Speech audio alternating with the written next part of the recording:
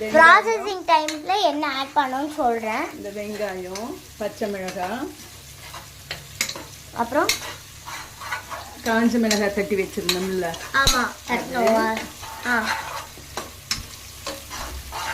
அப்புறம் அது நல்லா இதாகணும். நிப்பாட்டி வச்சுக்கோ. ஐசி பண்ணிட்டு ஆனியன் இது வந்து நல்லா கோல்டன் கலர்ல ஆனதுக்கப்புறம் ஆனியன் ஆட் பண்ணணும். இப்போ தக்காளி ஆட் பண்ணுறோம். தக்காளிக்கு பதிலாக ஆனியன் தக்காளி ஆட் பண்ணியிருக்கோம். தக்காளி ஆட் பண்ணி கொஞ்ச நேரம் மூடி வச்சிடணும். கொஞ்ச நேரம் கழிச்சு பார்க்கலாம். இப்போ திருப்பியும் தேவையான அளவு உப்பு அளவு மட்டும் காமிச்சிடுங்க. போட்டாச்சு. திருப்பி இதை எடுத்து காமிங்க. திருப்பி உள்ளே போட்டுருவாங்க. உப்பு போட்டாச்சு. எவ்வளோ உப்பு?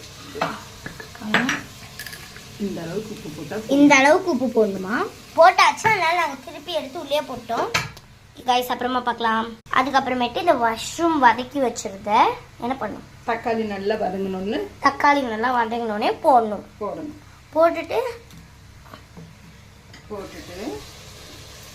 நல்லா வதங்கணும் தக்காளி.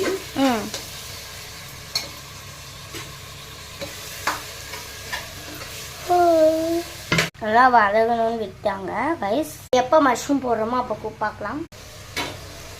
நல்லா வதங்கிருச்சா? வதங்கிருச்சு.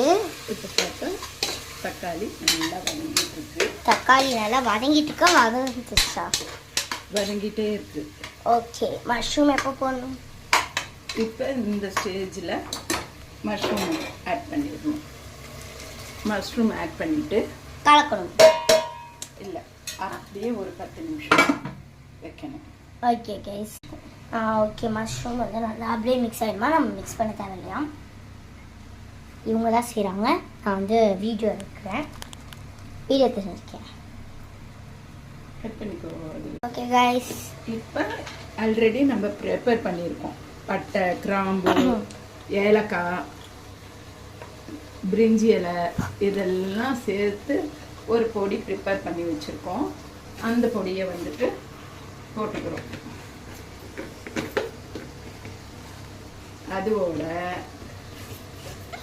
சமையல் ஒரு கைப்பிடி அளவுக்கு புதினா போட்டுக்கிறோம். நல்லா கிண்டணும். நல்லா கிண்டிக்கிறோம். இது எல்லாமே நல்லா வதங்கணும்னு ரைஸ் போடணும். ரைஸ் சுத்தமா தண்ணி வடிச்சு வச்சிருக்கணும்.